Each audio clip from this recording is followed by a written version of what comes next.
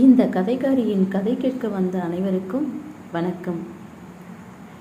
இன்னைக்கு நாம் ஒரு சின்னதோ பெருசோ ஒரு நன்மை செஞ்சால் கண்டிப்பாக நன்மை நடக்கும், நல்லது நினச்சா நல்லது நடக்கும் அப்படிங்கிறதுக்கான ஒரு கதையை பார்க்க போகிறோம். ஓகேங்களா? இப்போது கதைக்குள்ள போகலாமா? ஒரு தூர தேசத்தில் மகாராஜா ஒருத்தர் வாழ்ந்து வந்தார். அவர் ஏழை மக்களுக்கு எப்போவுமே உதவி செய்து கொண்டே இருப்பார். அவர் ரொம்பவே இரக்க குணம் உள்ளவர். தானம் தர்மம் பண்ணுவதில் ரொம்பவே பெரிய மனசுக்காரர். அவருடைய ராஜ்யத்தில் ஏழை விவசாயி ஒருவர் வாழ்ந்து வந்தார். அவருடைய மகளுக்கும் திருமண வயது எட்டியது. ஆனால் அவளுக்கு திருமணம் செய்து வைக்கும் அளவுக்கு விவசாயியிடம் பணம் இல்லை. அப்போது அவர் தன்னுடைய மகளிடம் சொன்னார், நான் மகாராஜாவிடம் சென்று அவரிடம் உன் திருமணத்திற்கு உதவி கேட்கப் போகிறேன் என்றார். அடுத்த நாள் மகாராஜாவை சந்திப்பதற்காக அந்த ஏழை விவசாயி கிளம்பினார். மகாராஜாவை சந்திக்க செல்லும் வழியில் அவர் மிகவும் களைப்படைந்தார்.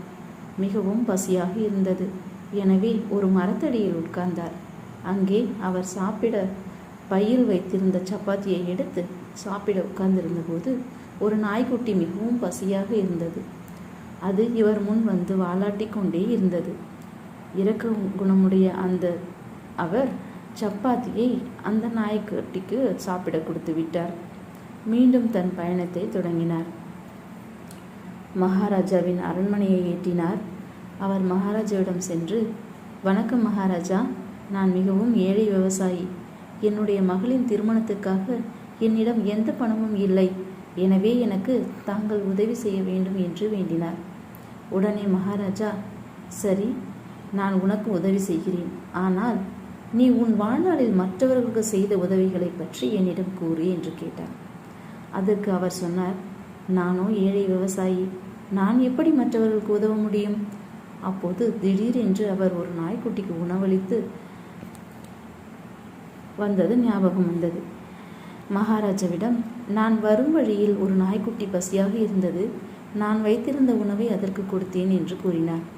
மகாராஜா அந்த விவசாயியின் செயலை பாராட்டி, மிகவும் நல்லது, நீ பசியாக இருந்த போதும் அந்த நாய்க்குட்டிக்கு உணவளித்துள்ளாய்.